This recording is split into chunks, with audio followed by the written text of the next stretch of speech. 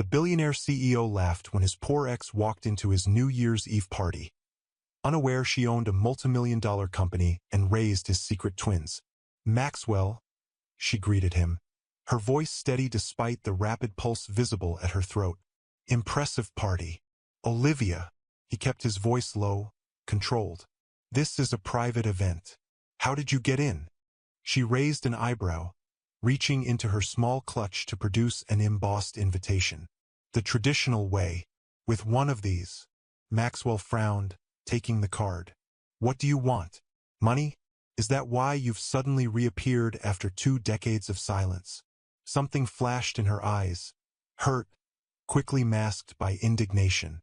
"Believe it or not, Maxwell, not everything revolves around your bank account. Business." He couldn't contain the derisive laugh that escaped him. "What business could possibly?" "I don't work for Winters Quantum Solutions, Maxwell. I am Winters Quantum Solutions, founder and CEO." The revelation hit him like a physical blow. But what Maxwell Reed didn't know, what would shatter his carefully constructed world within hours, was that the woman he'd once loved hadn't just built a multi-million-dollar empire without him. She'd also raised his children, twins he never knew existed. Have you ever wondered what happens when the past you thought you understood returns with earth-shattering secrets? When the person you once dismissed as insignificant holds the keys to your future? If you've ever experienced that moment when everything you believed about your life suddenly unravels, give this video a like and join me for a story about power, secrets, and the reckoning that comes when truth finally emerges from shadow. Hi, my beautiful sisters. This story is for every woman who's ever been underestimated, dismissed, or forced to choose between love and self-preservation. For those who've rebuilt their lives from scratch while carrying burdens no one else could see. Olivia Winters didn't just survive being pushed out of a powerful man's world. She thrived, creating her own empire and raising extraordinary children on her own terms.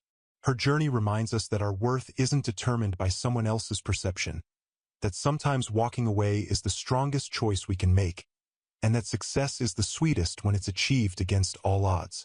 If you've ever had to start over with nothing but your determination and talent, this story is your vindication. The crystal chandeliers of the Archer Grand Hotel ballroom cast a golden glow over Manhattan's elite as they clinked champagne flutes and exchanged practiced pleasantries. New Year's Eve at Maxwell Reed's annual celebration was the event of the season. An exclusive gathering where business deals were sealed with handshakes worth millions and social hierarchies were reinforced with subtle cruelties. In the center of it all stood Maxwell himself, commanding attention without effort.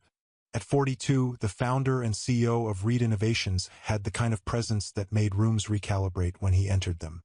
His tailored Brioni tuxedo emphasized broad shoulders and a trim waist maintained by his personal trainer, while his dark hair, artfully threaded with silver at the temples, gave him an air of distinguished authority. "Another record-breaking quarter," congratulated Walter Kingsley, CEO of a rival tech firm. "The market can't get enough of your quantum encryption software." Maxwell's smile was practiced perfection.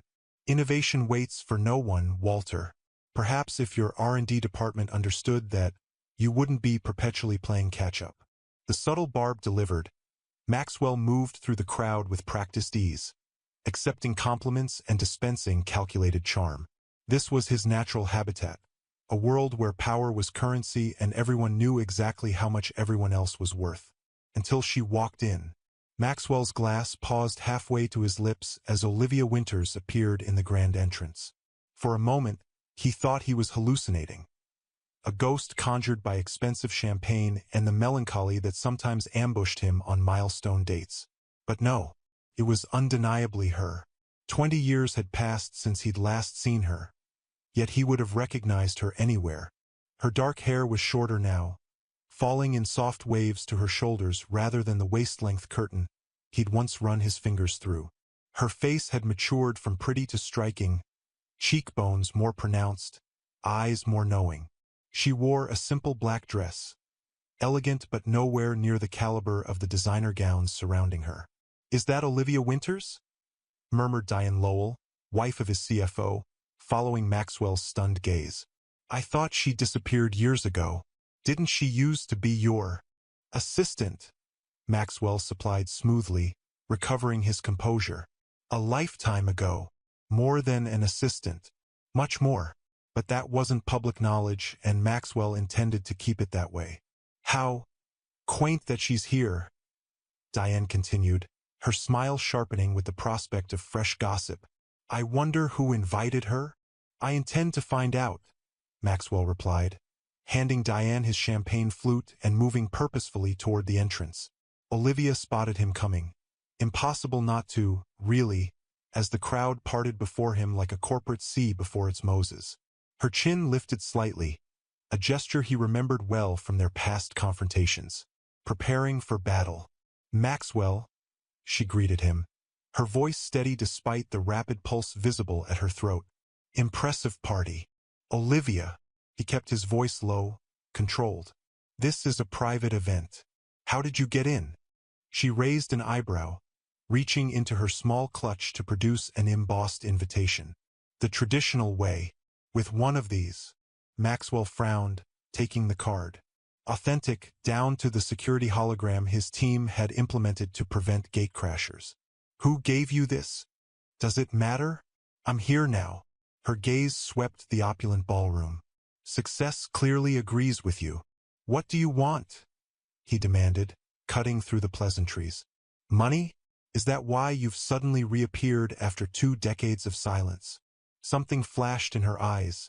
Hurt, quickly masked by indignation. Believe it or not, Maxwell, not everything revolves around your bank account. I'm here for business reasons that have nothing to do with you. Business? He couldn't contain the derisive laugh that escaped him. What business could possibly? Max? Called a voice from behind him. There you are. The Japanese investors are asking about the neural interface project. Maxwell turned to find his executive assistant, Blake, approaching with an apologetic expression. Tell them I'll be there momentarily, he instructed, turning back to Olivia only to discover she'd slipped away, disappearing into the crowd. For the next hour, Maxwell went through the motions of hosting. Charming investors, flattering politicians, maintaining the careful illusion that everyone in attendance mattered equally to him. But his attention remained divided, his gaze constantly searching for a glimpse of the woman who had once known him better than anyone. He found her on the terrace, leaning against the stone balustrade, Manhattan's glittering skyline spread before her like a carpet of stars. She'd added a shawl against the December chill, the delicate fabric fluttering in the breeze. You always did prefer fresh air to small talk, he said, closing the terrace door behind him. Olivia didn't turn. Some things don't change. And some things change beyond recognition. Maxwell moved to stand beside her, maintaining a careful distance. Like you showing up at my party after disappearing without a word 20 years ago. Now she did look at him, her expression unreadable in the dim light. Is that how you remember it? Me disappearing without a word. That's what happened. No, Maxwell. That's the story you told yourself. She shook her head slightly. I sent you letters for months. You never responded. Letters. Genuine confusion furrowed his brow. I never received any letters. Of course you didn't. Her laugh held no humor. Your father made sure of that.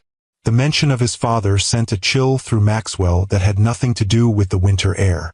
Harrison Reed had been a formidable force, a self-made billionaire who'd built Reed Industries from nothing and expected his only son to expand the empire. He'd also been ruthlessly protective of the Reed legacy, eliminating anything or anyone he perceived as a threat. My father had nothing to do with us, Maxwell said, though doubt had already taken root. Harrison had never approved of Olivia, had made it clear he considered her a gold digger targeting the Reed fortune. Your father had everything to do with why I left, Olivia countered. But that's ancient history now. Water under a very expensive bridge. She straightened, adjusting her shawl. Enjoy your party, Maxwell. I've seen what I came to see. As she moved to pass him, Maxwell caught her arm. Why are you really here, Olivia? After all this time. She looked pointedly at his hand until he released her. I told you. Business. What business? Winter's Quantum Solutions. She watched his face, clearly expecting recognition. When none came, she continued, "We're finalizing a partnership with Takashi Industries next week. Their CEO mentioned they'd be at your party, so I thought it prudent to attend." Maxwell stared at her, processing this information. Winter's Quantum Solutions was one of the most innovative companies in quantum computing, a direct competitor to Reed Innovations' newest division. He'd been trying to arrange a meeting with their reclusive founder for months, unsuccessfully. "You work for WQS?" he asked, recalibrating his understanding of her presence. Olivia's smile held a hint of satisfaction. "I don't work for Winter's Quantum Solutions, Maxwell. I am Winter's Quantum Solutions, founder and CEO." The revelation hit him like a physical blow. Olivia, his former assistant, the woman he'd once believed would do anything to access his wealth, had built a company valued at over $300 million. Without his name, his connections, his resources. "That's impressive," he managed, genuine respect coloring his tone despite his shock. "Yes, it is." She held his gaze steadily. "Now, if you'll excuse me, I should find Mr. Takashi before midnight." This time, Maxwell didn't try to stop her as she walked away. Instead, he remained on the terrace, mind racing as he pieced together this new reality. Olivia hadn't just survived without him. She had thrived, built something remarkable, become someone remarkable, and he had missed it all. If you've ever been underestimated by someone who thought they were essential to your success, hit that like button. Sometimes the greatest motivation comes from those who believe we can't achieve without them. The party continued inside, counting down to midnight with increasing exuberance, but Maxwell remained isolated on the terrace, nursing a scotch and memories he'd thought long buried. Their whirlwind romance, the intensity of their connection, the devastating morning he'd woken to find her gone, her side of the bed cold, her belongings removed from his penthouse as if she'd never existed. He'd been furious, then hurt, then coldly resolved to forget her, had thrown himself into expanding Reed Innovations, acquiring companies, amassing wealth and influence that made him untouchable, had convinced himself she'd been after his money all along, that her departure was a calculated move when she realized he wouldn't be manipulated. But if what she said about his father was true, Maxwell's phone vibrated with a text from Blake. "Japanese investors leaving. Should I arrange another meeting?" He pocketed the phone without responding, his attention caught by Olivia's figure visible through the ballroom windows. She was speaking with Takashi, her expression animated as she presumably discussed the technology that had made her company so valuable.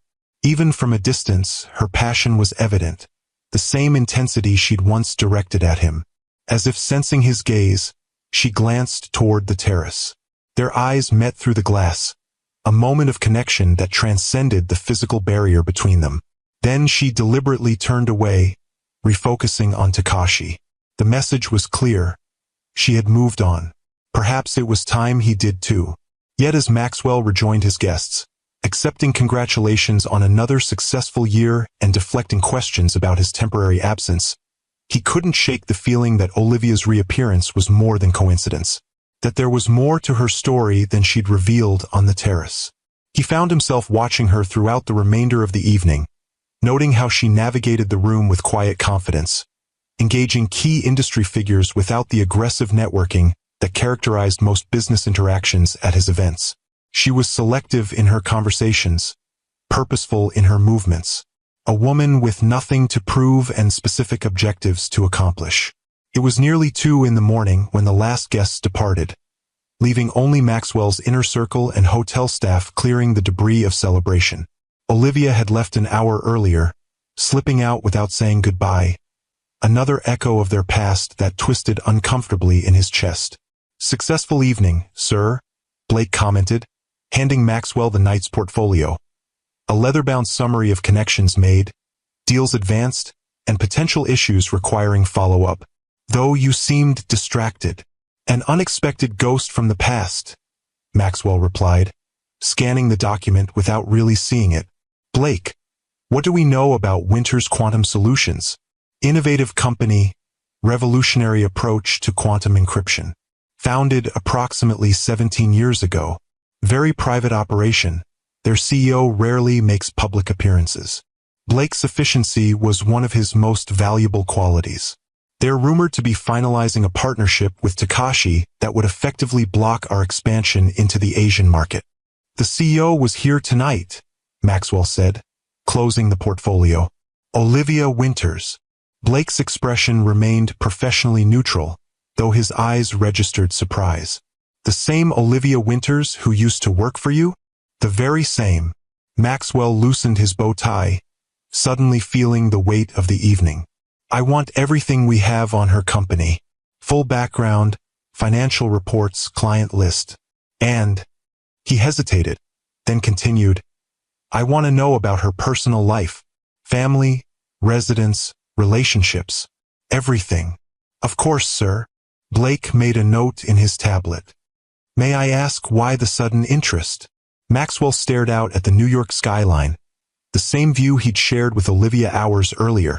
Let's call it due diligence on a potential acquisition. But as his car carried him back to his penthouse in the pre-dawn darkness, Maxwell knew his interest went beyond business strategy. Seeing Olivia again had awakened questions he'd buried years ago, questions that now demanded answers. Why had she really left? What had his father done? And most pressingly, why had she chosen this moment to re-enter his life? The answers, he suspected, would upend far more than his business plans for the coming year.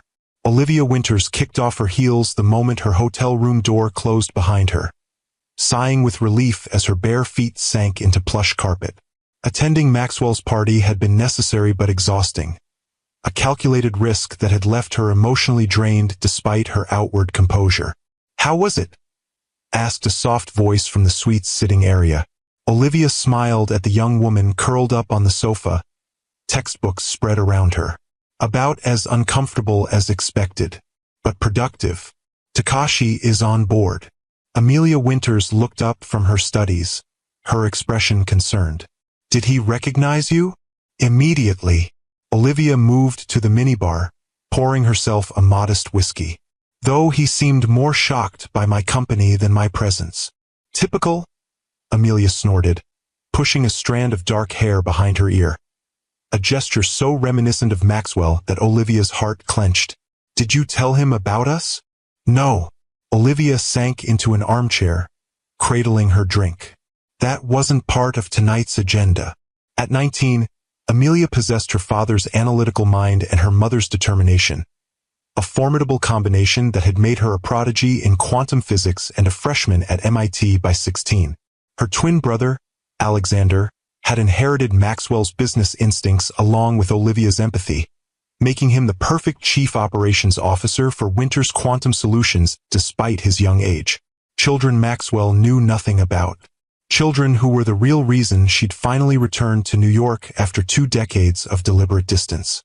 He'll find out eventually, Amelia pointed out, closing her textbook, especially now that you've made direct contact. You know how thorough he is. I'm counting on it, Olivia admitted, but I needed to assess his reaction to me first, to see if there's any point in proceeding. The truth was more complicated than she'd shared with her daughter. Seeing Maxwell again, experiencing firsthand the power he still wielded, the empire he'd built, had reinforced her doubts about this plan. For 20 years, she'd protected the twins from his world, built a life and a company that operated on different principles than the cutthroat environment Maxwell thrived in. Was she risking all of that by revealing the truth now? Mom! Amelia's voice pulled her from her thoughts. You don't have to do this for us. Alex and I are fine with things as they are. Olivia studied her daughter's face, so like her own in structure, yet with Maxwell's penetrating gaze. This isn't just about you and your brother. It's about setting things right. About truths that have been buried too long. The decision to finally confront the past hadn't come easily. For years, Olivia had channeled her energy into raising the twins and building her company, creating a life that required no input from Maxwell Reed or his fortune. She'd succeeded beyond her wildest expectations, turning her innovative approach to quantum encryption into a company valued in the hundreds of millions. But success hadn't erased the fundamental wrong at the heart of their family story. The twins deserved to know their father, and Maxwell deserved to know his children existed. "What if he doesn't want anything to do with us?" Amelia asked, voicing the fear that had kept Olivia silent for so long. "What if he's angry you kept us from him?" "He probably will be angry," Olivia acknowledged. "But whatever happens between Maxwell and me, I believe he'll want to know you and Alex. Despite his many flaws, family has always mattered to him." What she didn't say was how vulnerable this made them all. Maxwell Reed wasn't accustomed to discovering aspects of his life beyond his control. His reaction to learning he had 19-year-old children could range from embracing them to legally attacking Olivia for keeping them from him. The uncertainty was terrifying. "Alex texted earlier," Amelia said, changing the subject. "The Singapore deal is finalized. We're officially expanding into the Asian market ahead of Reed Innovations." Olivia smiled despite her exhaustion. "Your brother has a gift for closing negotiations. He gets that from you." Amelia yawned, stretching like the cat she resembled in many ways, independent yet affectionate on her own terms. "I'm going to bed. Try not to overthink everything until morning. Okay?" "No promises," Olivia replied, accepting a quick kiss on the cheek before Amelia disappeared into her bedroom. Alone, Olivia moved to the suite's window, gazing out at the city she'd once called home.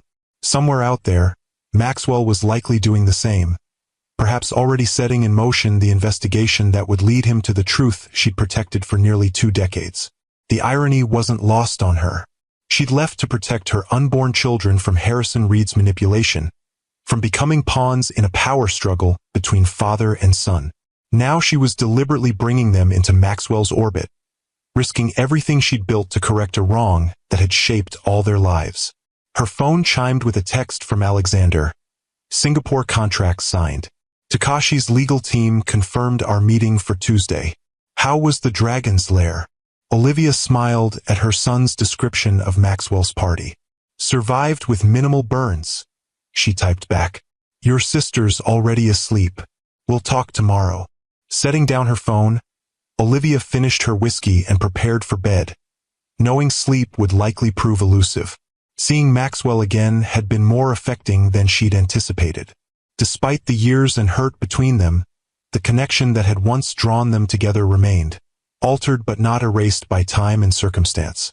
She'd been 24 when they met, a brilliant programmer hired as Maxwell's executive assistant when Reed Innovations was still a hungry upstart rather than the behemoth it had become.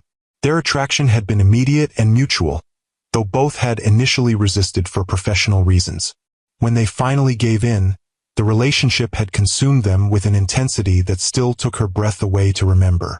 For 18 months, they'd been inseparable, working together by day, loving by night, building both the company and a future they'd thought unshakable. Maxwell had even begun designing a ring, a detail she discovered only after leaving when his jeweler mistakenly called her to confirm specifications. Then Harrison Reed had summoned her to his office. The memory still chilled her.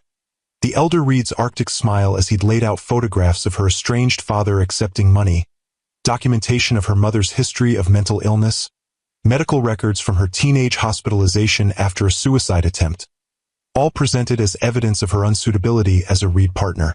"Maxwell has a destiny," Harrison had told her, his voice reasonable, almost kind. "A legacy to build. He can't do that with a wife whose bloodline is tainted with instability and weakness. You're a distraction he'll outgrow, but not before you've damaged his potential. Is that what you want for him?" When threats to her reputation hadn't moved her, Harrison had switched tactics, revealing his real leverage. "My son's company exists because I allow it to. His success continues at my pleasure. Defy me and I'll withdraw my support, my connections, my investment. I'll watch him fail, knowing you were the cause." Faced with destroying Maxwell's dream or leaving him to achieve it, Olivia had chosen the latter, only discovering her pregnancy 2 weeks after fleeing New York for her grandmother's home in Seattle. The twins had been born 7 months later, perfect and healthy despite arriving early. By then, Olivia had already begun developing the encryption algorithm that would eventually become Winter's Quantum Solutions Foundation.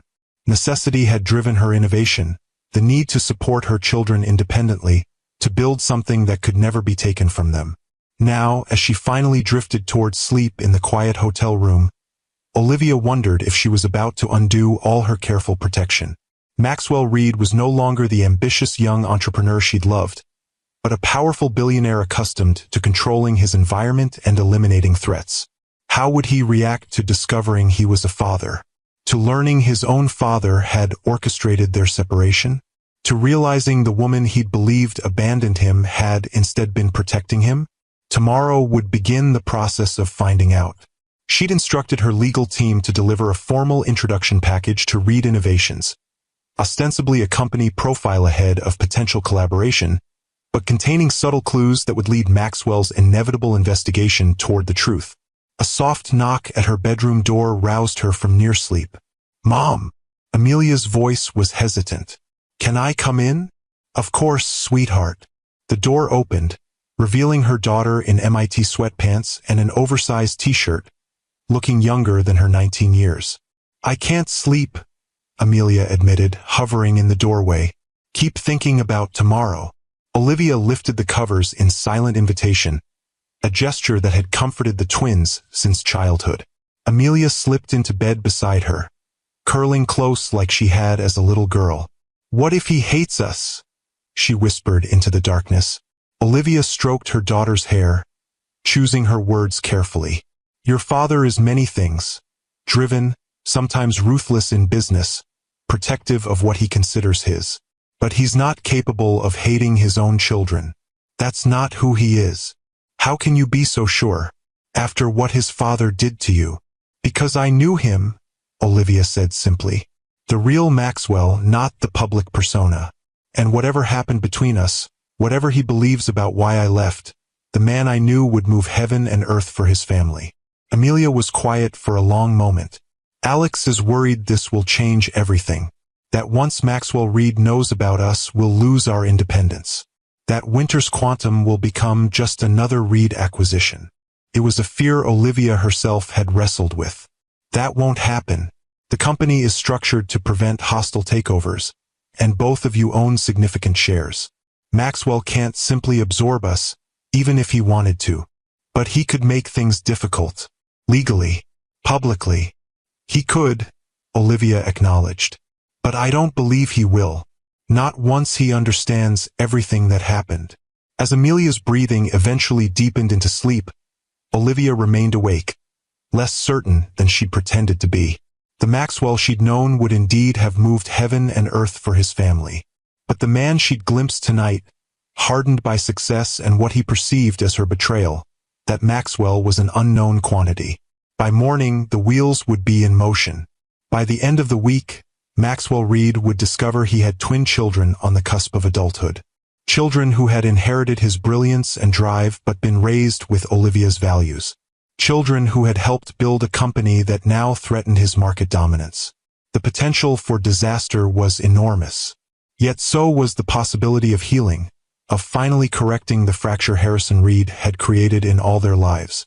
Olivia closed her eyes, sending a silent prayer into the universe that the man she'd once loved still existed somewhere beneath the billionaire CEO's polished exterior. Because if he didn't, if Maxwell had truly become his father's son, she might be leading her children into a battle they couldn't win. If you've ever had to make an impossible choice to protect someone you love, comment below. Sometimes the hardest decisions are the ones no one else understands until years later. Maxwell Reed's morning routine never varied. 5-mile run regardless of weather, protein shake prepared by his personal chef, 30 minutes reviewing overnight developments in international markets, shower, and immaculate grooming overseen by a stylist who arrived precisely at 7:15. By 8:30, he was always in his office atop the Reed Tower, ready to command his empire with the precision and control that had made him a business legend. But this morning, his legendary focus was shattered by the dossier Blake had assembled on Olivia Winters and her company. "This can't be right," he muttered, scanning the information for the third time. Winters Quantum Solutions was founded 17 years ago in Seattle, But there's no record of Olivia's professional activities for the 3 years prior? That's correct, sir, Blake confirmed. There's a significant gap between her departure from Reed Innovations and the company's founding. Our investigators are still working to fill in that timeline. Maxwell frowned, troubled by the inconsistency. Olivia had been ambitious, driven. It was one of the qualities that had attracted him to her. The idea that she'd simply disappeared for 3 years before emerging as a tech founder didn't align with the woman he'd known. What about personal information? Residence? Family? Relationships? Blake hesitated, an unusual break in his professional demeanor. That's where things get interesting, sir. Ms. Winters maintains a primary residence in Seattle's Laurelhurst neighborhood, a substantial property purchased 15 years ago. She's never married, but she does have family. And, Maxwell prompted, impatience edging his tone. Twins, sir. A son and daughter, both 19 years old. Currently enrolled at MIT and Stanford, respectively, though the son appears to also serve as Chief Operations Officer for Winters Quantum. Maxwell stared at his assistant, the implications of this information slowly crystallizing. 19, he repeated, his voice unnaturally calm. Born when? March 17, 2006, Blake replied, clearly uncomfortable with the direction of the conversation. The date hit Maxwell like a physical blow. 9 months after Olivia had disappeared from his life. 9 months almost to the day. Their birth certificates, he managed, his throat suddenly dry. Father's name, listed as unknown, sir. Maxwell stood abruptly, moving to the floor-to-ceiling windows that showcased his domain. 58 floors above a city he'd helped reshape through sheer force of will. Below, Manhattan continued its relentless rhythm, unaware that its most controlling resident had just discovered a fundamental truth about his life had been hidden from him for nearly 2 decades. Sir, Blake's voice penetrated his shock. There's more. The company's legal team delivered this package this morning. It's marked for your personal attention. Maxwell turned, accepting the sleek folder emblazoned with the Winters Quantum Solutions logo. Inside was standard corporate information, executive profiles, technology overviews, market position analysis, but paperclipped to the inside cover was a handwritten note in Olivia's distinctive script. Maxwell, after last night, you'll have questions. I'm prepared to answer them all. The Archer Grand, Suite 1812, 7 p.m. tonight. Come alone. Olivia. Beneath her signature was a postscript that made his blood run cold. They have your eyes. For perhaps the first time in his adult life, Maxwell Reed felt control slipping through his fingers like sand. The carefully constructed narrative of his past. Olivia as the gold digger who'd abandoned him when manipulation failed, was disintegrating, replaced by a reality he couldn't yet fully comprehend. He had children, 19-year-old children who had grown up without him. Children whose existence had been kept from him by the only woman he'd ever truly loved. Cancel my appointments for the day, he instructed Blake, his decision immediate and absolute. And get me everything you can find on Alexander and Amelia Winters. Everything. All appointments, sir? Including the board meeting at 2. All of them. Maxwell's tone brooked no argument. This takes precedence. As Blake withdrew to execute his instructions, Maxwell returned to the dossier, studying the limited photographs of the twins with newfound intensity. They were undeniably striking, both with Olivia's dark hair and olive complexion, but with something in their features that resonated with his own reflection. His children. The thought was simultaneously foreign and strangely familiar, as if some part of him had always known, had been waiting for this revelation. Anger flared, at Olivia for keeping this secret, at himself for not somehow knowing, at his father for... What exactly? Olivia had implied Harrison was involved in her departure. But how deeply? What had the old man done? Harrison Reed had died 3 years ago, taking whatever secrets he'd held to his grave. The timing now seemed suspiciously convenient, Olivia reappearing only after the elder Reed could no longer interfere. For hours, Maxwell pored over every scrap of information his considerable resources could gather about the twins and Winters Quantum Solutions. The company's rise had been meteoric but carefully managed, innovative technology paired with ethical business practices that stood in stark contrast to Reed Innovations' more aggressive approach. Alexander Winters had joined the company officially at 17, though evidence suggested he'd been involved in operations much earlier. Despite his youth, he'd negotiated partnerships with established tech giants that had expanded WQS's reach exponentially. The industry press described him as brilliantly strategic with an unusual emphasis on human impact, a combination of Maxwell's business acumen and what could only be Olivia's humanizing influence. Amelia Winters was more academic, a published researcher in quantum physics at an age when most were still undergraduates. Her theoretical work underpinned the company's technological advances, creating encryption methods that even Reed Innovations' best minds hadn't yet matched. Like her brother, she balanced intellectual brilliance with social consciousness, dedicating significant time to increasing female representation in STEM fields. They were, Maxwell had to admit, extraordinary. The kind of children any father would be proud to claim. Children who had been raised entirely without his knowledge or input, who had formed their identities, achieved their successes, and navigated their challenges without him. The realization was a peculiar kind of grief, mourning for experiences he should have shared but never knew to miss. First steps, school achievements, adolescent struggles, all the moments that constructed a life, multiplied by 2, erased from his history as if they'd never existed. By the time 7 o'clock approached, Maxwell's initial shock had crystallized into a complex amalgam of emotions. Anger at the deception, pride in what his children had accomplished, and beneath it all, a profound sense of loss for the years that could never be reclaimed. The Archer Grand's penthouse level housed its most exclusive suites, accessible only by private elevator with key card authorization.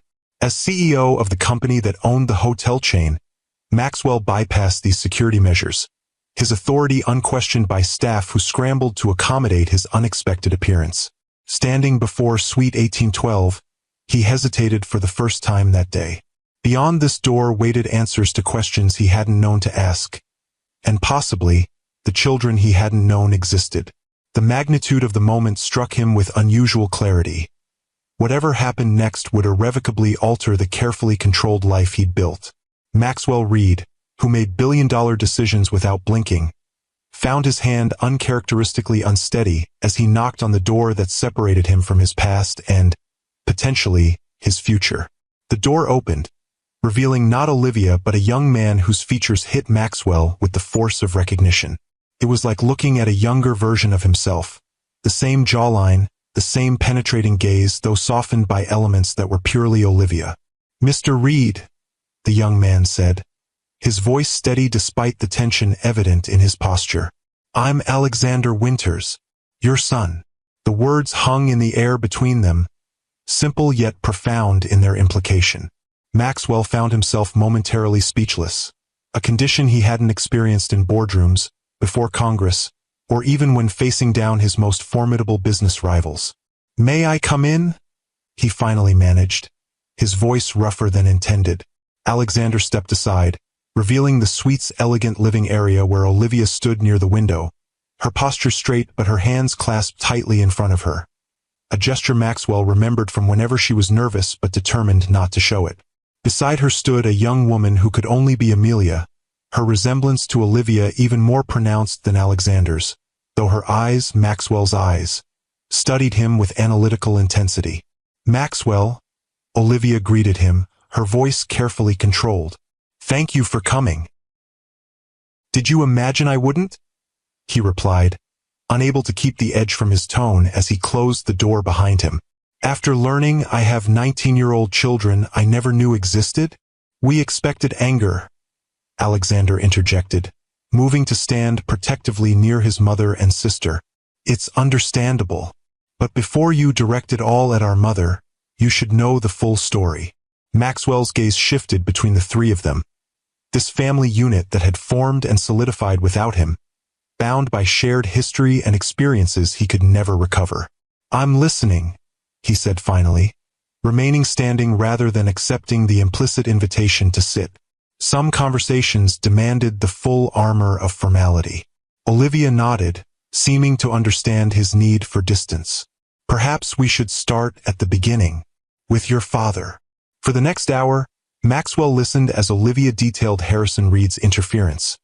The threats, the blackmail, the ultimatum that had forced her to choose between Maxwell's dream and their relationship. She spoke without dramatic embellishment, laying out the facts with the same precision she'd once applied to corporate reports. I discovered I was pregnant 2 weeks after leaving New York, she continued, her voice softening as she glanced at the twins. By then, your father had made it clear any attempt to contact you would result in the destruction of everything you'd worked for. I couldn't be responsible for that. So you decided to be responsible for keeping my children from me instead, Maxwell stated, the anger he'd been containing finally breaking through. For 19 years, Olivia. Their entire lives. I wrote to you, she countered, a flash of her own anger surfacing. Dozens of letters during that first year. When you never responded, I assumed you'd made your choice. I never received any letters. The realization of his father's thoroughness hit Maxwell anew. Harrison must have intercepted them. We figured as much eventually, Alexander said, his tone matter-of-fact. Grandfather Reed was nothing if not comprehensive in his interference. The casual reference to Harrison as grandfather sent an unexpected pang through Maxwell. These children had grown up knowing who their grandfather was, knowing who their father was, yet had been kept from any relationship with either. When did you learn about me? He asked the twins directly, needing to understand their perspective. We always knew, Amelia answered, speaking for the first time. Her voice was softer than her brother's, but no less confident. Mom never hid your identity from us.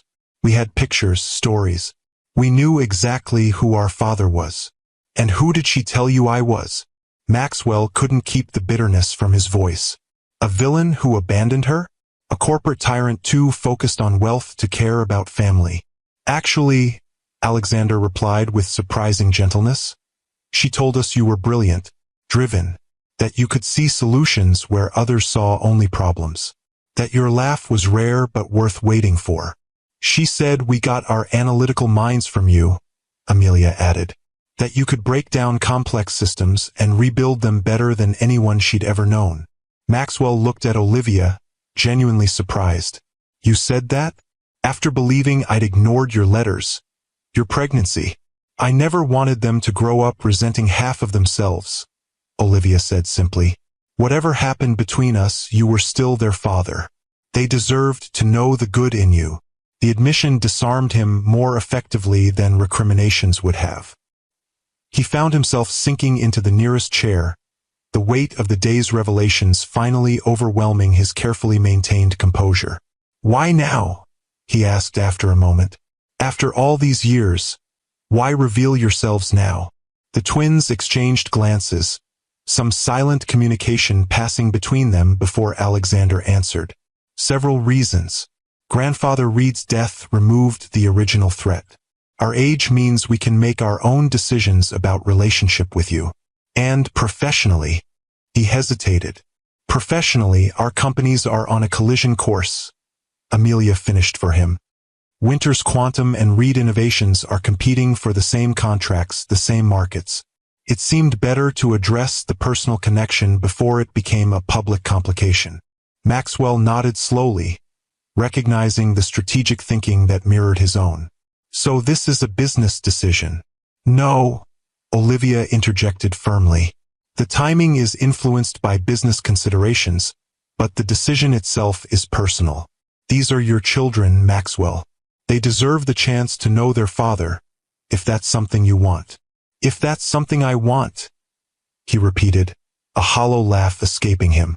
You present me with adult children I never knew existed and ask if I want to know them? As if this were a simple choice rather than a complete upheaval of everything I understood about my life. We don't expect an immediate relationship, Alexander said, his tone diplomatic. We understand this is a shock. A shock. Maxwell shook his head, the understatement almost comical. I've built my life on control, on knowing all variables, on anticipating every possibility.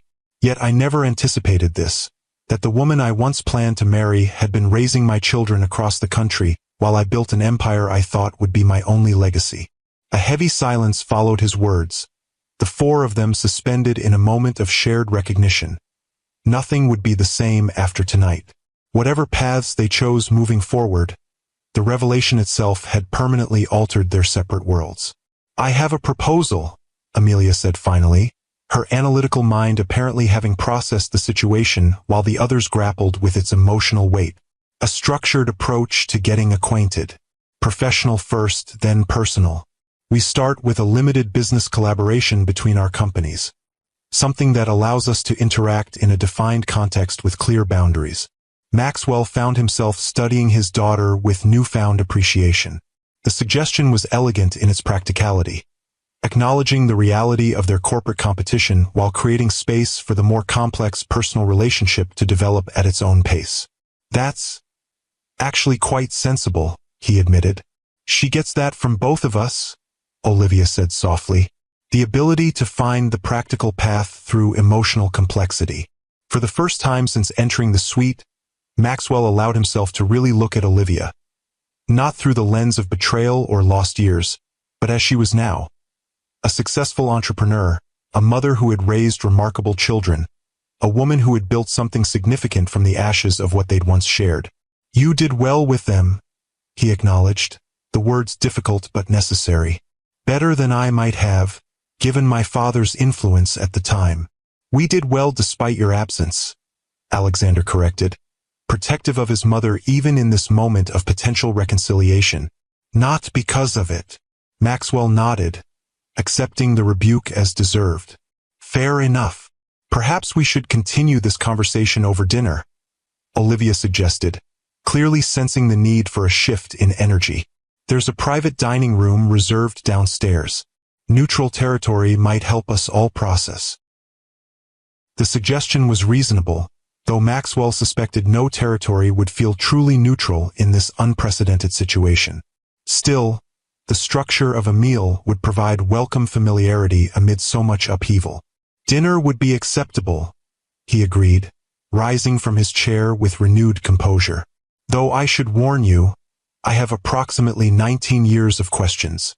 And we have 19 years of answers," Amelia replied with a small smile that transformed her serious face, revealing a dimple identical to his own.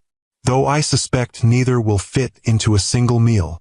As they prepared to leave the suite, Maxwell found himself studying the twins with a mixture of wonder and regret, seeing in them echoes of himself and Olivia, yet recognizing they were entirely their own people, shaped by experiences he would never fully understand.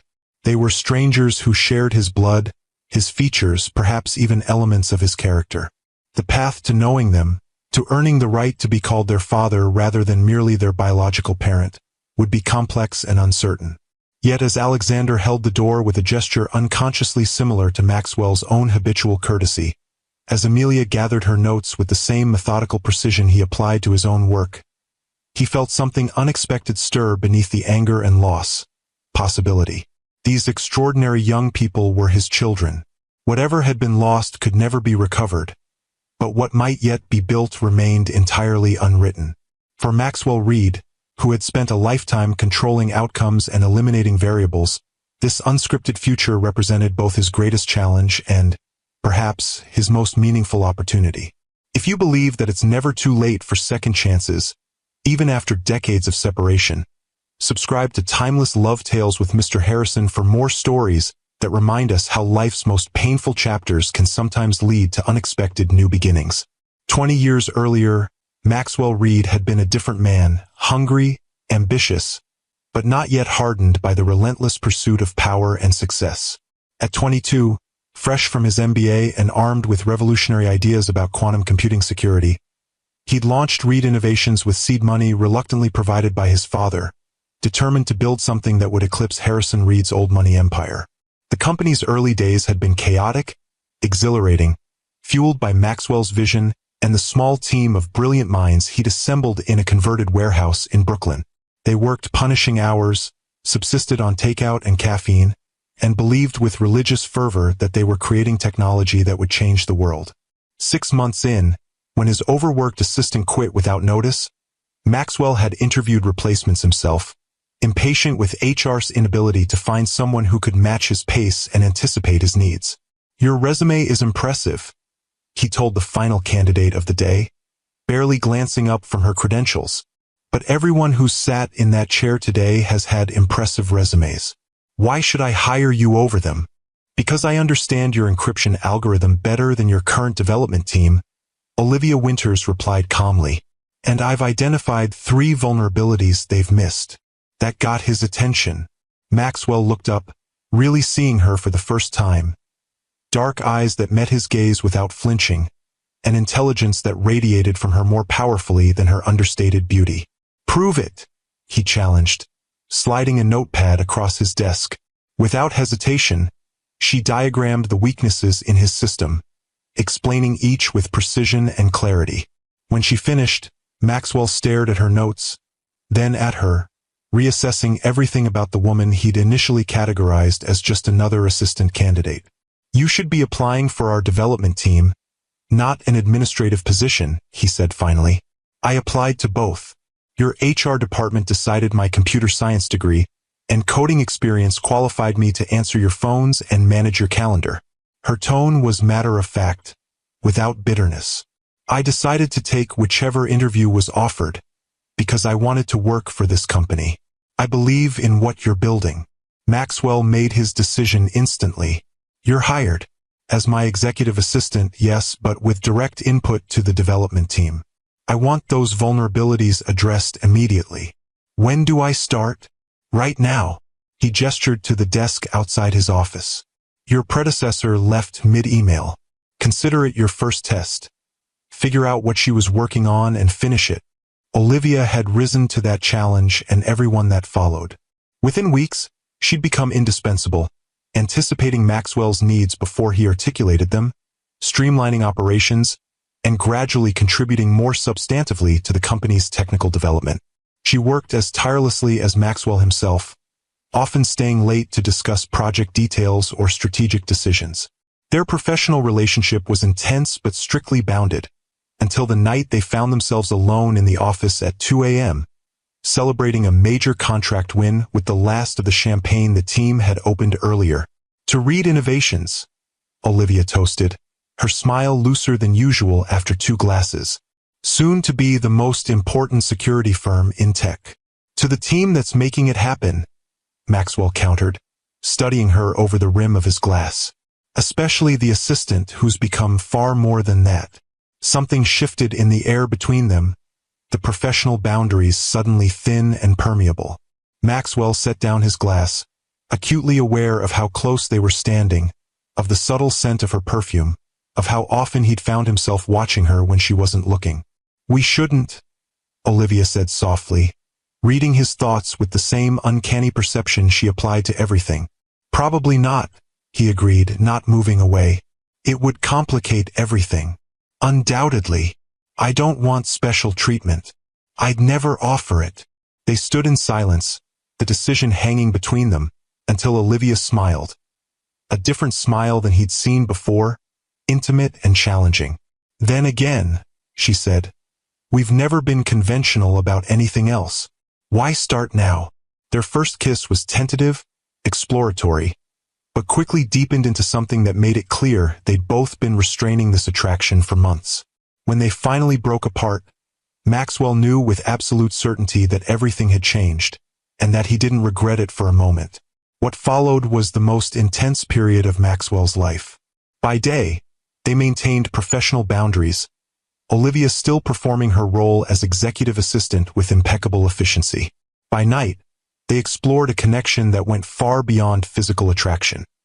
A meeting of minds that made their romantic relationship as intellectually stimulating as it was passionate. For the first time, Maxwell found himself with a true partner, someone who challenged his thinking, refined his vision, and understood both his ambition and the insecurities that drove it. With Olivia, he could be vulnerable in ways he'd never allowed himself before, revealing the complicated relationship with his father that had shaped so much of his drive to succeed.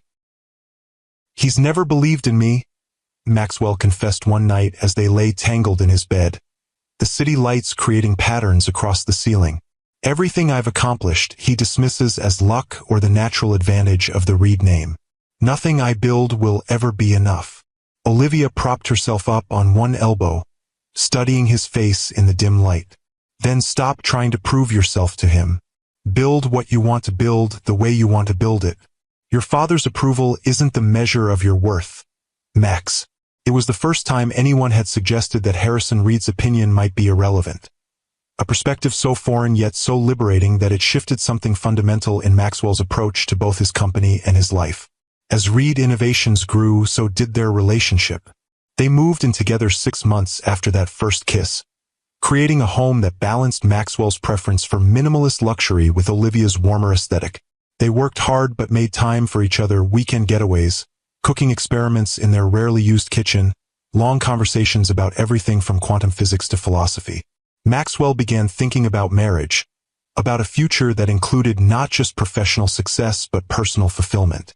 He'd never been a man who needed others, but he'd come to need Olivia, her insight, her balance, her ability to see him clearly and love him anyway. The only shadow on their happiness was Harrison Reed's increasingly obvious disapproval. The elder Reed had initially dismissed Olivia as a temporary distraction, but as the relationship deepened, his attitude had hardened into active hostility. "She's using you," Harrison told his son during a rare dinner together. "A woman from her background, with her family history. She sees you as a ticket to security. The Reed name, the Reed fortune. Don't be naive, Maxwell. You don't know her," Maxwell had replied, keeping his temper in check with effort. "And you certainly don't know us. Olivia has never asked me for anything. Not money, not status, nothing. She works as hard as I do for everything we're building." Harrison's smile had been cold, knowing. "They never ask directly, son. That's not how it works. But mark my words, she'll take everything she can get. It's in her blood." Maxwell had dismissed his father's warnings as the prejudice of old money against new talent. Harrison had always been an elitist, judging people by their pedigree rather than their abilities. It was one of many ways father and son fundamentally disagreed. What Maxwell didn't know, couldn't have known, was that Harrison Reed had already begun his campaign to remove Olivia from his son's life, gathering information, applying pressure, preparing for the moment when he would ensure the Reed legacy continued according to his vision, not Maxwell's. That moment came sooner than anyone expected. On a rainy Tuesday, when Olivia received a message requesting her presence at Harrison Reed's office. She went without telling Maxwell, assuming it related to some administrative matter involving the company's investors. She returned to their apartment that night with her face pale, her decision already made, though it broke her heart. By morning, she was gone, leaving behind only a brief note. "I'm sorry.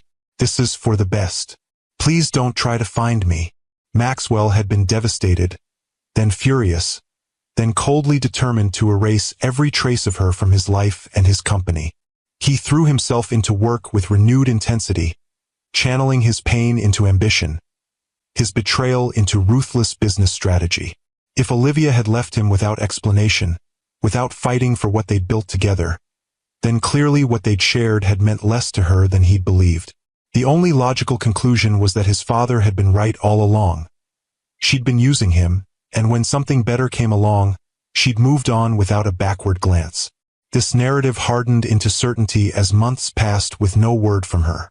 Maxwell systematically dismantled the life they'd shared, selling their apartment, removing her contributions from company materials, restructuring teams she'd helped build. He dated occasionally but kept relationships superficial and brief. No one would ever get close enough to wound him again. Meanwhile, 3,000 miles away, Olivia Winters was creating a different life. One centered around the twins growing inside her and the technological innovation that necessity had accelerated. Living in her grandmother's modest Seattle home, she'd used her savings to set up a small workspace where she continued developing the encryption algorithm she'd begun at Reed Innovations. The twins' birth had been both joyous and terrifying. Joyous in the miracle of these perfect beings who connected her forever to the man she still loved despite everything. Terrifying in the awesome responsibility of raising them alone, of protecting them from Harrison Reed's toxic influence, of building a future secure enough that they would never be vulnerable to manipulation. "They're beautiful, Olivia," her grandmother had whispered, cradling newborn Amelia while Alexander slept in his mother's arms. "They deserve to know their father. They will," Olivia had promised, "when they're old enough to understand why I left. When Harrison can no longer threaten their future or Maxwell's company. And if that day never comes, then I'll make sure they know who their father is, the good parts, the brilliant parts. They'll know they come from greatness, even if they can never claim the connection publicly." True to her word, as the twins grew, Olivia shared carefully selected stories about Maxwell. His vision, his determination, his rare but transformative laugh. She showed them photographs, explained how their analytical abilities mirrored his, celebrated the traits they'd inherited from both parents. What she never shared were the painful details of Harrison's ultimatum or her own heartbreak at leaving the life she'd planned with Maxwell. The early years were lean but purposeful. Olivia worked as a freelance programmer while developing her quantum encryption breakthrough, often coding late into the night after the twins were asleep. When Alexander and Amelia were 3, she secured her first patent, using the licensing fees to move them to a small house with a yard. By the time they were 5, Winter's Quantum Solutions existed as more than just an idea, a fledgling company with 2 employees and 1 revolutionary product. As the twins entered school, demonstrating the exceptional intelligence they'd inherited from both parents, WQS began to grow. Olivia was selective about investors, choosing partners who valued ethical applications of technology over maximum profit, who understood her vision of security that served people rather than exploiting them. She structured the company carefully, maintaining controlling interest while creating a corporate culture antithetical to the cutthroat environment Harrison Reed had cultivated. The twins grew up in this environment, watching their mother build something meaningful, learning the value of innovation balanced with responsibility. They were precocious but grounded, their extraordinary intelligence nurtured without the pressure to perform that had characterized Maxwell's childhood under Harrison's critical eye. By the time Alexander and Amelia were teenagers, Winter's Quantum Solutions had become a significant player in the security sector, known for both technological excellence and ethical business practices. Olivia had achieved what once seemed impossible: financial security, professional respect, and a family untouched by Harrison Reed's toxic influence. Yet as the twins approached adulthood, questions about their father became more pointed, their curiosity about their paternal heritage more difficult to satisfy with carefully edited stories. "Why can't we just meet him?" 16-year-old Alexander had asked after discovering yet another article about Maxwell Reed's business triumphs. "Grandfather Reed died last year. The threat is gone."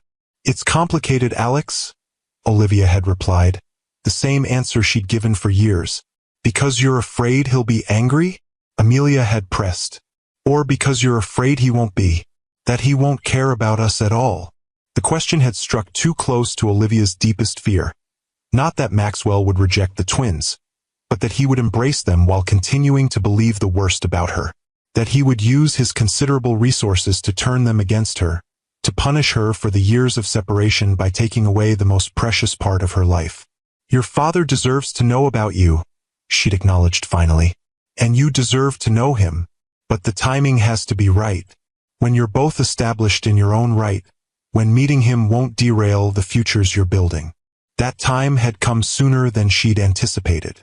Alexander's natural business acumen had made him an invaluable part of WQS by 17. His strategic vision complementing Olivia's technical expertise. Amelia's theoretical work in quantum physics had earned her early admission to MIT and recognition in the field that had nothing to do with her connection to either parent. They were ready. The question was whether Maxwell was, whether the man Olivia had glimpsed at the New Year's Eve party, powerful but isolated, successful but guarded, retained enough of the person she'd loved to embrace not just his children but the truth about why they'd been kept from him. Now, as the 4 of them settled into the private dining room at the Archer Grand, that question hung in the air, unspoken but omnipresent. The first awkward moments passed as they ordered drinks and studied menus, the mundane ritual of a meal providing structure for an encounter that defied conventional social scripts. "I'd like to understand more about Winter's Quantum," Maxwell said finally, directing his question to Alexander. The press coverage suggests your approach to encryption is fundamentally different from most competitors. It was a safe opening, professional, controlled, focusing on the area where his son had already proven himself. Alexander recognized the strategy and responded in kind, explaining WQS's core technology with the confidence of someone who understood both its technical complexity and market positioning. Our foundational algorithm actually began at Reed Innovations, he acknowledged, glancing at his mother. Mom continued developing it after she left, taking it in a direction that prioritized user privacy over backdoor access. The philosophical difference between our companies, Maxwell noted, his expression thoughtful rather than confrontational. Reed provides security with guaranteed access points for authorized entities. Winters builds walls no one can breach, including governments. We believe privacy is a fundamental right, Amelia interjected, her passion for the principle evident. That security shouldn't come with built-in vulnerabilities, regardless of who holds the keys. A perspective that's made you both celebrated and controversial, Maxwell observed, particularly with intelligence agencies. A controversy we're familiar with from both sides, Olivia said quietly. You faced similar criticism for providing those backdoors, just from different quarters. Maxwell acknowledged this with a slight nod. The eternal tension between security and privacy. We've taken different paths to addressing the same fundamental problem, which makes the potential for collaboration interesting, Alexander suggested, returning to Amelia's earlier proposal. Each approach has strengths the other lacks. The conversation continued in this vein through the first course, professional, substantive, allowing all four participants to engage on familiar ground while navigating the emotional undercurrents. Maxwell asked insightful questions about WQS's technology and business model. The twins demonstrated their comprehensive understanding of both their company and the broader industry. Olivia occasionally clarified technical points but largely allowed her children to lead the discussion. It was during the main course that Maxwell shifted focus, his questions becoming more personal. You mentioned MIT, he said to Amelia. What drew you to theoretical physics rather than applied technology? The question opened a door to more personal territory, which Amelia walked through with cautious enthusiasm, explaining her fascination with the mathematical foundations underlying quantum systems. As she spoke, her natural animation emerged, her hands gesturing expressively in a manner strikingly similar to Maxwell's own when discussing concepts that excited him. Mom says I get that from you, she noted, catching herself mid-gesture. The hand-talking when I'm explaining something. Your mother is correct, Maxwell replied, a hint of warmth breaking through his composed exterior.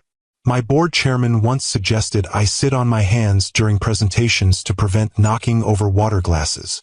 Alex does it too, Amelia continued, though he's better at controlling it in business settings. Years of practice, Alexander admitted, and Mom filming me during mock presentations to show me how distracting it could be. You filmed them? Maxwell asked Olivia, something unreadable flickering across his face. Everything, she confirmed softly. First steps, school plays, science fair projects. I have archives. The implication hung between them, evidence of all the moments Maxwell had missed, preserved but experienced without him. A silence fell heavy with the weight of lost years. I'd like to see them, Maxwell said finally, his voice carefully neutral. If that would be acceptable. Of course, Olivia agreed. They're your children. Their history belongs to you too. The meal continued, conversation flowing more naturally as the initial tension gradually eased. The twins shared stories from their childhood, science experiments gone wrong, Alexander's brief but disastrous attempt at team sports, Amelia's phase of taking apart every electronic device in the house to understand its components. Olivia added context and occasionally corrected exaggerated details, while Maxwell listened with undisguised fascination, piecing together the lives that had developed parallel to his own. As dessert arrived, Alexander addressed the elephant in the room. So where do we go from here, professionally and otherwise? Maxwell considered the question, his expression thoughtful. Professionally, I believe Amelia's suggestion has merit. A limited collaboration between our companies would be mutually beneficial and provide a structured context for ongoing interaction. And personally? Amelia pressed gently. Personally, Maxwell began, then paused, choosing his words with care.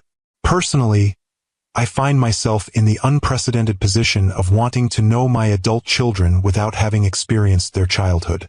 Of feeling simultaneous pride in who you've become and grief for not having witnessed how you got here.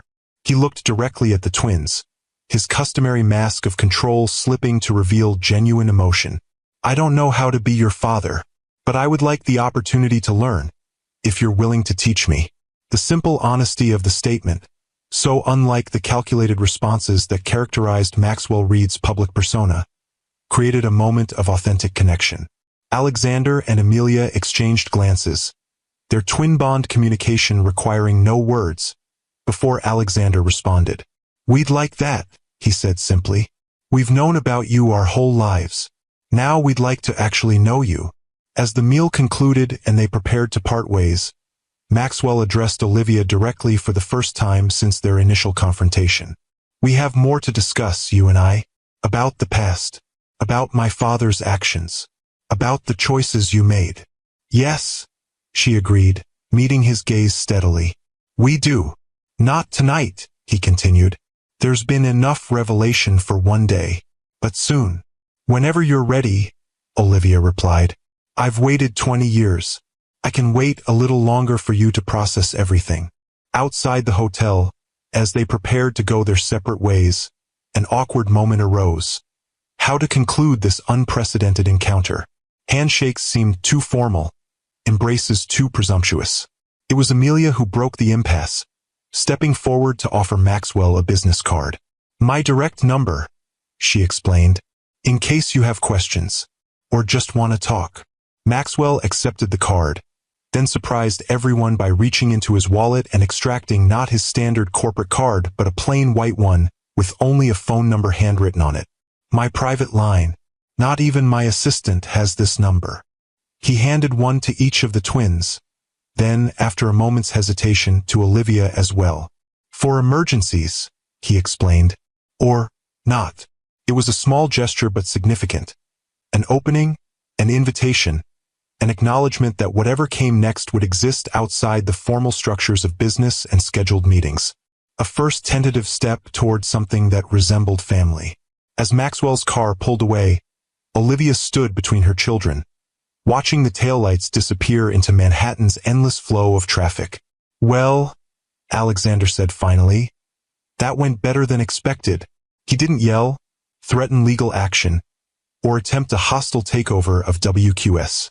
Give him time, Amelia replied, only half joking. It's been less than 24 hours since he learned we exist. Olivia remained silent, her thoughts on the man who had just left them. So familiar in some ways, so changed in others. The Maxwell she'd loved was still visible beneath the polished exterior of the billionaire CEO. In moments of unguarded expression, in gestures and mannerisms the years hadn't altered. But there were new layers too, hardened by success and solitude, shaped by the very absence she'd been responsible for creating. Do you think he'll ever forgive you? Amelia asked quietly, reading her mother's thoughts with characteristic perception. I don't know, Olivia admitted. And perhaps that's not what matters most. What matters is that you both have the chance to know your father. The rest will unfold as it will. As they returned to their suite, Olivia found herself holding the card Maxwell had given her, the 7 digits in his precise handwriting representing a connection she believed permanently severed. Not forgiveness, not yet, but possibility. And after 20 years of closure, possibility felt remarkably like hope. If you believe that some bonds can transcend even decades of separation, share this video with someone who needs to be reminded that it's never too late for healing to begin. The following week unfolded with cautious communication between the newly connected family members. Alexander and Maxwell exchanged several business-focused emails, laying groundwork for the proposed collaboration between their companies. Amelia sent her father a recently published paper on quantum entanglement applications, receiving in return thoughtful questions that demonstrated He'd not only read it but understood its implications at a level few non-specialists could. Olivia maintained her distance, allowing Maxwell space to build relationships with the twins without her complicated presence as a factor. She focused instead on preparing for the Takashi Industries partnership announcement, immersing herself in work that had always provided structure during emotional upheaval. 10 days after their dinner at the Archer Grand, Olivia's phone chimed with a text from the number Maxwell had given her. "We should talk. Alone. Tomorrow, 7 p.m. My penthouse or location of your choice." She stared at the message, heart racing despite her best efforts at composure. This was the conversation she'd both anticipated and dreaded for 20 years, the full reckoning with their shared past and separate choices. "Your choice," he'd written, offering her control of the environment. A small but significant acknowledgement of the power imbalance between them. "Neutral ground," she texted back. "There's a small restaurant in Brooklyn. Salvatore's on Montague Street. Private back room." His response came immediately. "I'll arrange it." Olivia spent the next day in a state of controlled anxiety, reviewing mental notes of everything she needed to explain, anticipating his questions, preparing for his anger. By the time she arrived at Salvatore's, a family-owned Italian restaurant she discovered during her early days at Reed Innovations, her nerves were stretched taut despite her outward calm.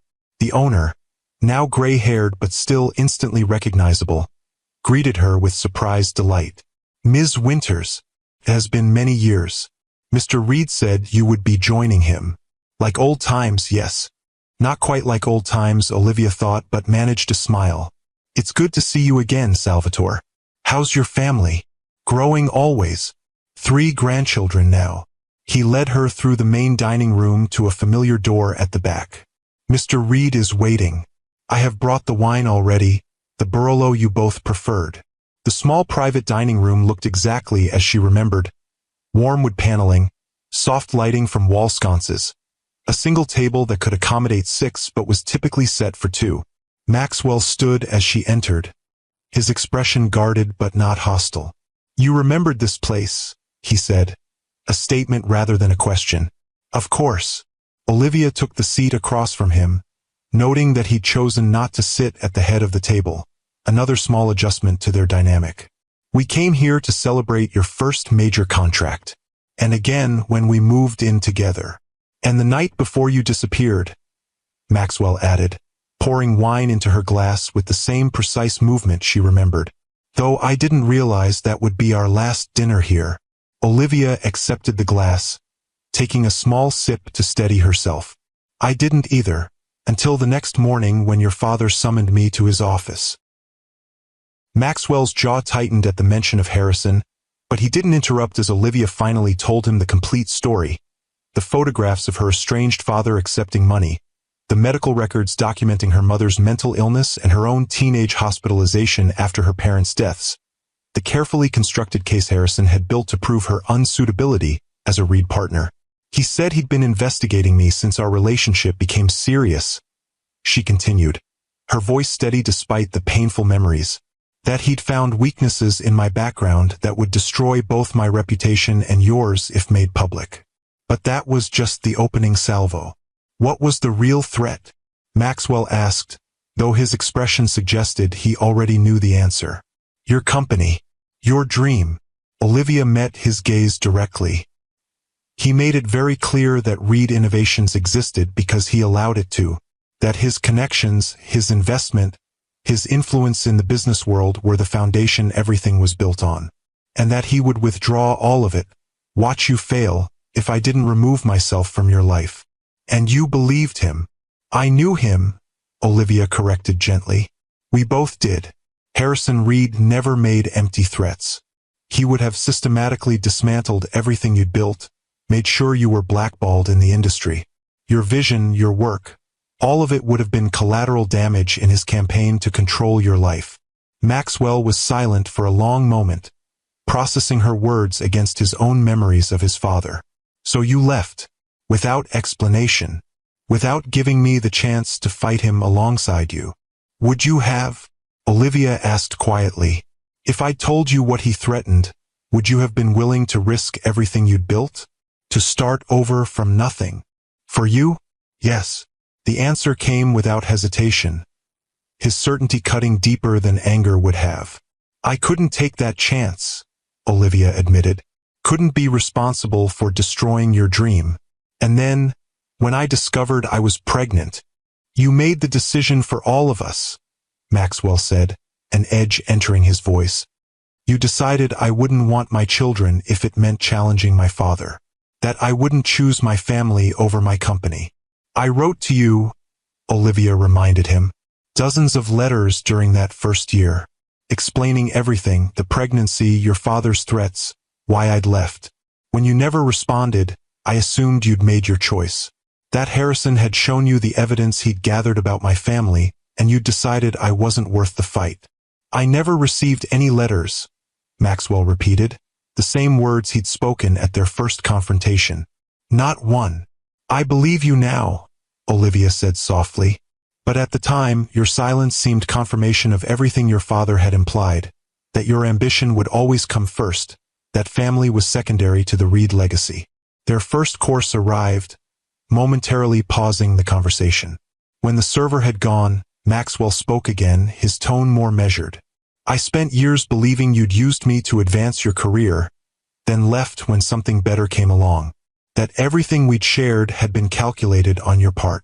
He studied her across the table. I built an entire narrative around your betrayal, never once considering my father's involvement.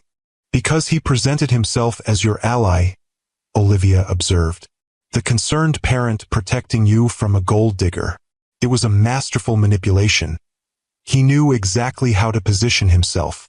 While I played directly into his hands, Maxwell acknowledged, bitterness edging his words. Cutting you out of company records, removing your contributions from our patents, making it as though you'd never existed. Exactly what he wanted. We were both his victims in different ways, Olivia said. But the twins were the ones who paid the highest price, growing up without their father. Maxwell's expression softened at the mention of Alexander and Amelia. They're remarkable. You did an extraordinary job raising them. They made it easy, Olivia smiled slightly. They were determined, focused children, like their father. But with your heart, Maxwell added. Your sense of ethics. The balance I always lacked. They ate in silence for a few minutes, the weight of 2 decades of misunderstanding gradually shifting between them. Not disappearing, but perhaps becoming more evenly distributed. A shared burden rather than ammunition for recrimination. Tell me about their childhood, Maxwell said finally. The parts that aren't in videos or photographs. The everyday moments. Olivia did, sharing stories of the twins' early years. Alexander's determination to walk before he could properly stand, resulting in countless bumps and bruises. Amelia's habit of dismantling household appliances to understand their mechanics. Their competitive yet fiercely protective relationship with each other. They knew about you from the beginning, she continued. I kept your photograph by their beds. Told them stories about their brilliant father who would have loved them if he'd known they existed. As they got older, the questions became more complex, harder to answer without revealing the uglier truths about why we'd separated. When did you tell them about Harrison's ultimatum? When they were 16, Olivia replied. Old enough to understand the complexities, to know that sometimes there are no perfect choices, only painful ones with different consequences. And their reaction? Alexander was angry at Harrison primarily, but also at me for not finding some way to tell you about them. Amelia was more analytical, wanting to understand every detail of Harrison's threats, looking for the loopholes I might have missed. Olivia smiled faintly at the memory. They processed it differently, but both eventually came to the same conclusion, that I'd made the best decision I could with the information I had at the time. Maxwell nodded slowly, absorbing this. A generous assessment. They're generous people, Olivia said simply. Despite their intelligence and privilege, they've never developed the sense of entitlement that often accompanies both. They understand that power comes with responsibility, that success is meaningless if it's built on others' suffering. Values they clearly learned from you, Maxwell observed. Not from the Reed side of their heritage. I try to give them the best of both lineages, Olivia countered. Your vision, your determination, your ability to see possibilities others miss. But without the ruthless drive that characterized your father's approach to business and relationships. Their main courses arrived, along with a fresh bottle of wine. As they ate, the conversation shifted to the present, the twins' current projects, the upcoming Takashi partnership, the potential collaboration between their companies. Alexander has developed an integration protocol that could allow our systems to communicate without compromising either security architecture, Olivia explained. It's quite brilliant. Maintains the philosophical integrity of both approaches while creating a bridge between them. Like his mother, Maxwell noted, finding practical solutions to seemingly irreconcilable differences. The comment hung between them, laden with meaning beyond the professional context. Olivia met his gaze, recognizing the opening he'd provided. Is that what we're doing here, Maxwell? Looking for a bridge between irreconcilable differences. He considered the question, swirling the wine in his glass before answering. 20 years ago, I would have said our differences were fundamental, insurmountable. That what you did, leaving without explanation, keeping my children from me, could never be forgiven. And now, Olivia asked quietly, now I understand that we were both operating with incomplete information, that my father's manipulation created a situation where there were no good choices, only different kinds of loss. Maxwell set down his glass, his expression serious but not cold. I'm still angry, Olivia. 20 years of my children's lives can never be recovered. But I'm beginning to see that directing that anger at you is misplaced.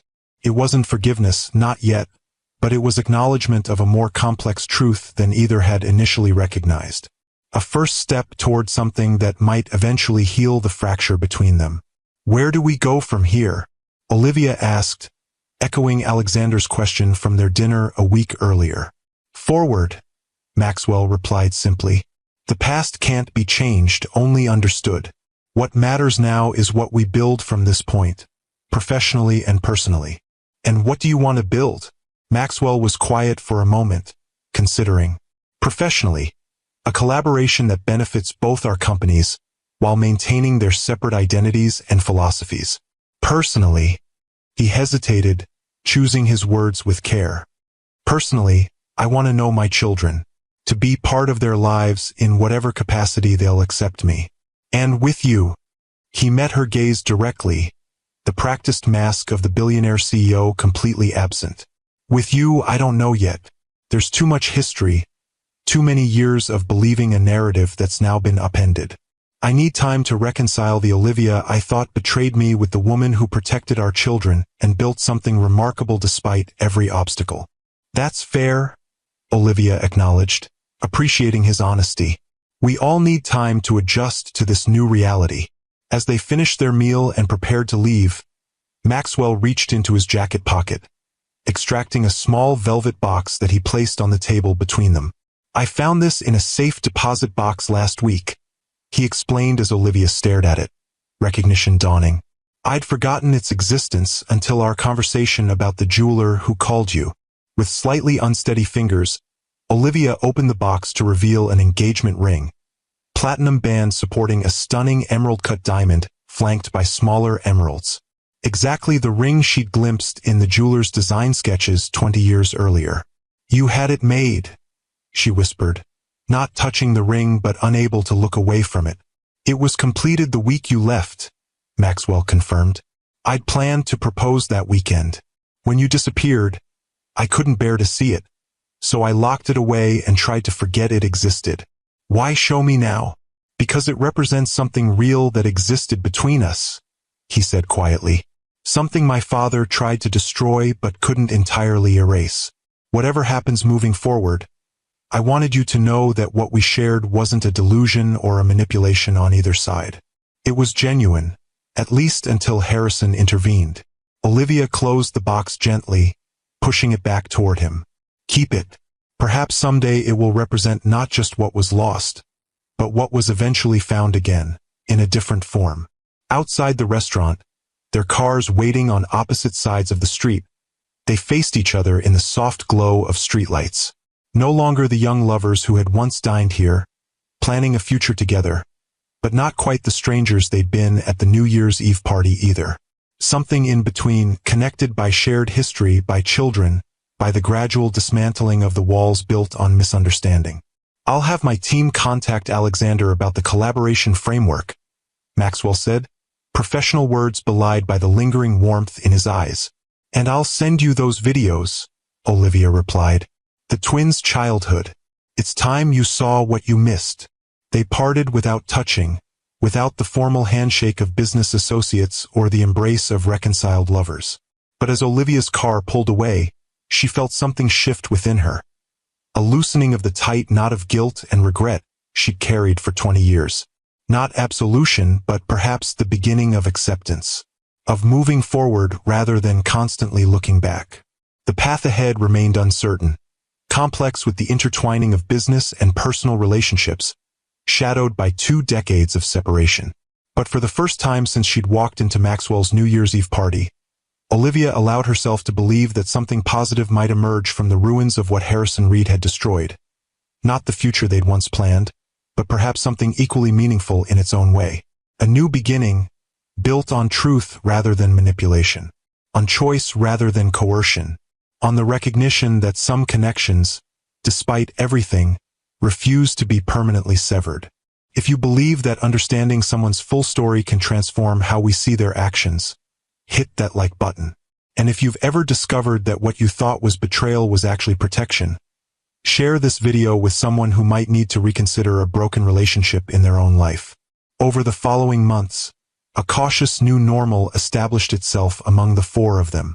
The business collaboration proceeded smoothly, with teams from both companies working to integrate their complementary technologies. Alexander served as the primary liaison, demonstrating leadership abilities that impressed even Reed Innovation's most skeptical executives. On the personal front, Maxwell began spending time with the twins individually, discussing theoretical physics with Amelia over lengthy dinners, attending industry events with Alexander, gradually building relationships that acknowledged their adult identities while creating space for the paternal connection they'd all been denied. Olivia maintained a careful distance from these developing bonds, participating in group gatherings but never inserting herself into Maxwell's one-on-one time with their children. She understood intuitively that he needed to establish these relationships on their own terms, without her mediating presence constantly reminding everyone of the years lost. For months after their initial reunion, the twins organized a weekend at Olivia's vacation home on the Washington coast, a modern structure of glass and cedar perched on a cliff overlooking the Pacific. It would be the first extended time all 4 would spend together, away from the pressures of work and the public eye. Maxwell arrived last, his private jet landing at the small regional airport where Alexander met him with a Jeep better suited to the coastal roads than the luxury vehicles Maxwell typically preferred. "Mom and Amelia are already at the house," Alexander explained as they loaded Maxwell's weekend bag. "Fair warning, they're in full debate mode about the ethical implications of quantum computing in predictive medicine. It's been going on since breakfast." Maxwell smiled slightly. "Some arguments never resolve, just evolve with new information." "Speaking from experience?" Alexander asked, a knowing glint in his eye. "Your mother and I had similar debates 20 years ago," Maxwell acknowledged, though the technology was more theoretical then. The drive to the house took them along winding coastal roads, the Pacific appearing and disappearing between stands of towering evergreens. Alexander pointed out local landmarks, the cove where he and Amelia had learned to sail, the small town where they'd spent summers, the lighthouse that had fascinated them as children. "We came here every summer," he explained. "Mom would work remotely for a month, and we'd have this strange mix of vacation and immersion in whatever she was developing at the time. Some of our best memories are from these trips." Maxwell absorbed this information with the same hunger he'd shown for all glimpses into the twins' childhood, cataloging each detail, building a mental archive of the experiences he'd missed. "She always did her best thinking near water," he observed. "Even in New York, she'd walk along the East River when tackling a complex problem." "Still does," Alexander confirmed as they rounded a final curve, revealing the house nestled among wind-sculpted pines. That's why she bought this place. Says the ocean clears her mind. The house was smaller than Maxwell had expected, not modest by any means, but lacking the ostentatious grandeur that typically characterized the vacation homes of tech billionaires. Its beauty lay in its integration with the landscape, walls of glass framing spectacular views, natural materials echoing the surrounding environment. Inside, they found Olivia and Amelia in the open-plan living area, surrounded by digital tablets and holographic projections. So engrossed in their discussion, they barely registered the new arrivals.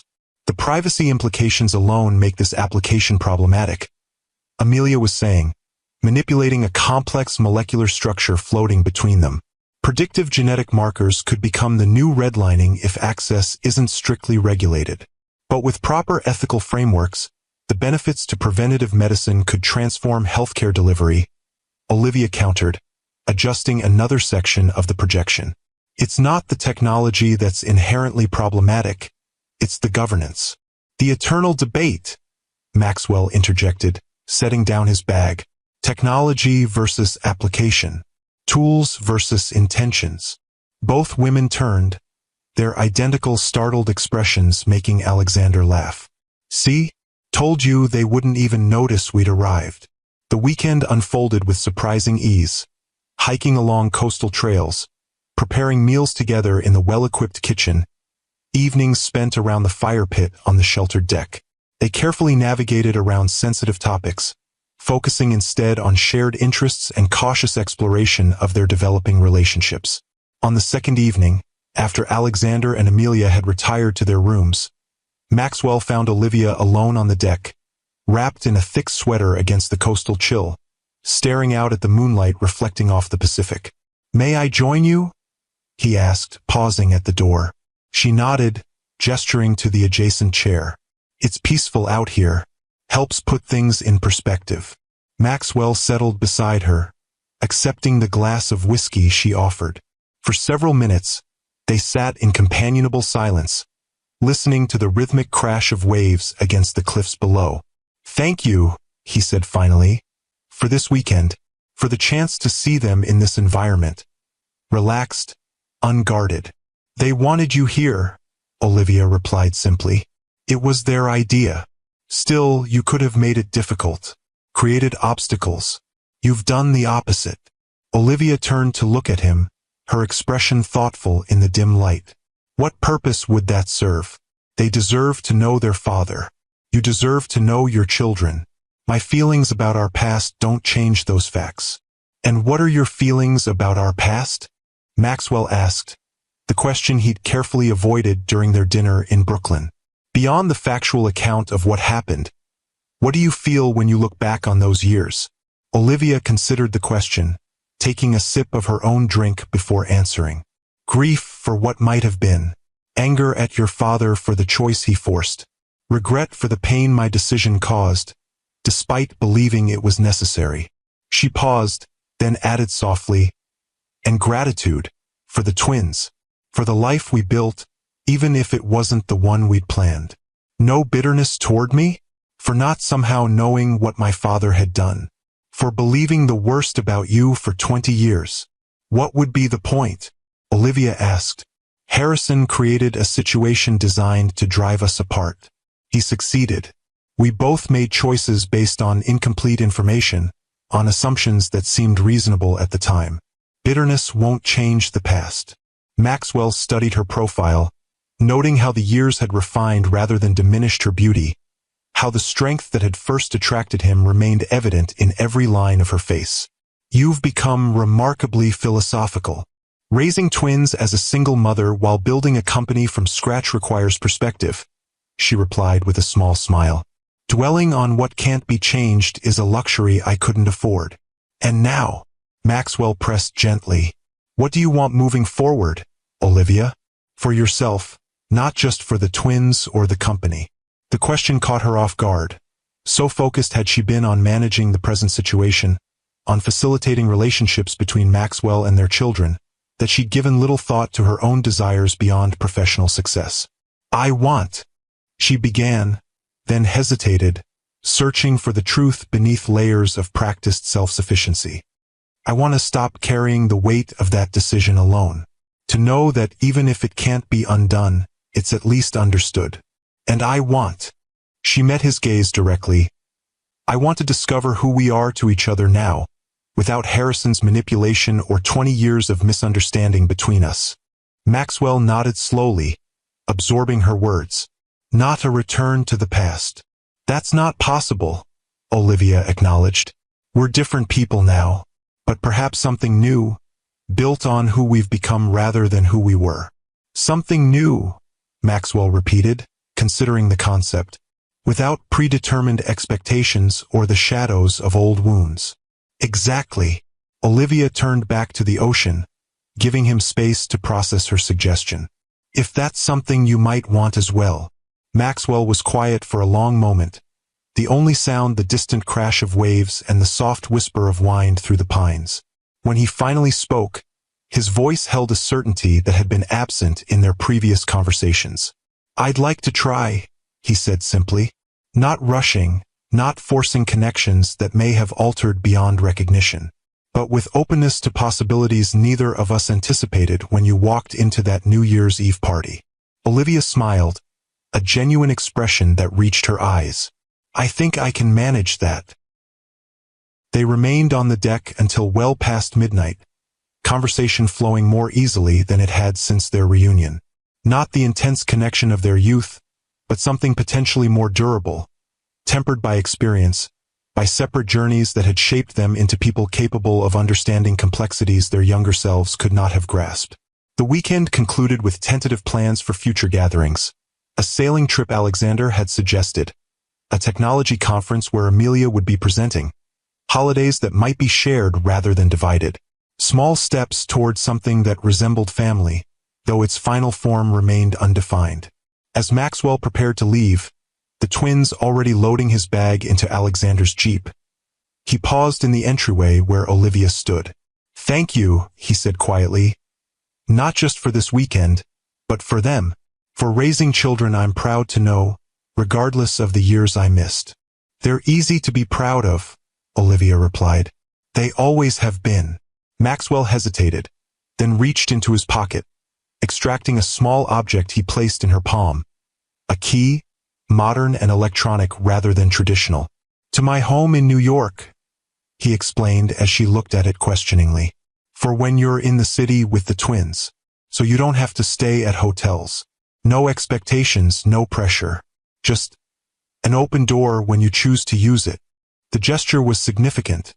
Maxwell Reed's private spaces had always been carefully guarded, access granted to very few. This wasn't just a practical offering but a symbolic one.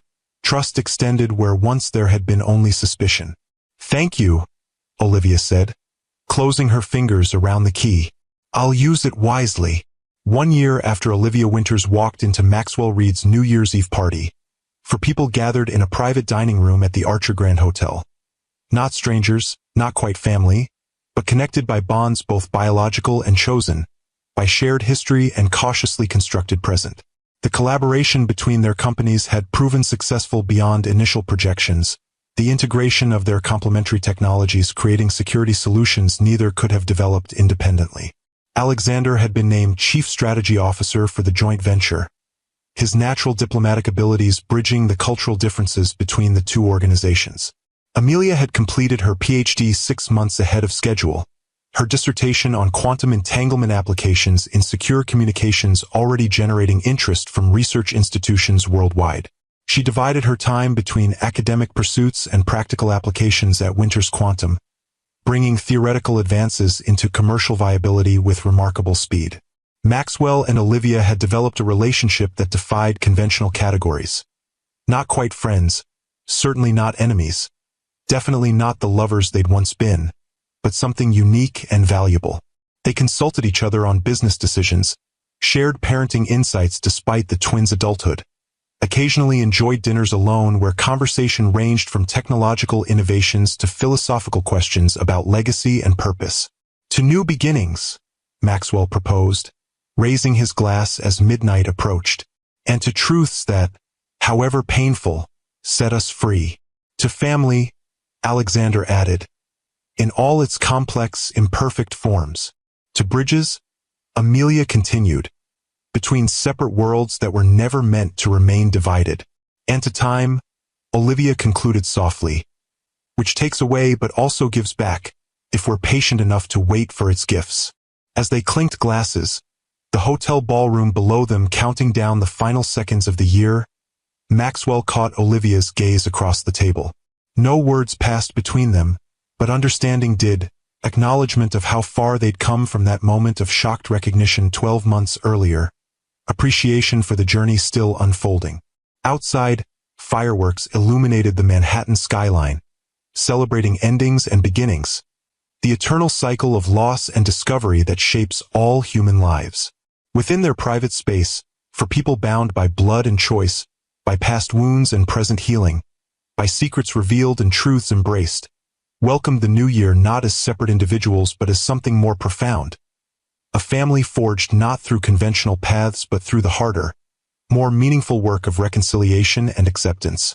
The billionaire CEO who had laughed when his poor ex walked into his New Year's Eve party was gone, replaced by a man who had learned that true wealth isn't measured in corporate acquisitions or market dominance, but in connections once severed now carefully, imperfectly restored. The woman he'd dismissed as insignificant had given him the most significant gift possible. Children who carried his legacy in ways more meaningful than any company could, and the chance to become more than the son his father had tried to shape him into. Their story wasn't perfect. The years lost could never be recovered. The pain inflicted never completely erased. But in its messy, complicated reality lay a truth more powerful than any fairy tale ending. That sometimes what breaks us also opens us to new possibilities, that forgiveness doesn't require forgetting but does demand moving forward, and that family, in whatever form it takes, remains our most profound legacy. If this story touched your heart, please subscribe to Timeless Love Tales with Mr. Harrison for more narratives that remind us how our greatest wounds can sometimes lead to our most meaningful healing. Remember that it's never too late to rewrite the story you believe about your past, to reach across divides that once seemed unbridgeable, and to discover that sometimes, what we thought was an ending was merely an unexpected beginning.